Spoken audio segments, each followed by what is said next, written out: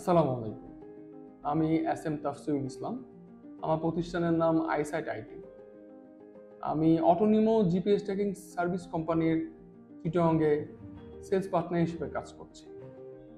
আপনি চাইলে আপনার গাড়ি বিজনেসের পাশাপাশি অটোনিমো জিপিএস ট্র্যাকিংয়ের আমার মতন আপনিও একজন হতে পারেন, হচ্ছেন রিসেলার, এবং প্রত্যেক মাসে আপনার জন্য রয়েছে 50,000 টাকারও বেশি আয় করার সুবর্ণ সুযোগ।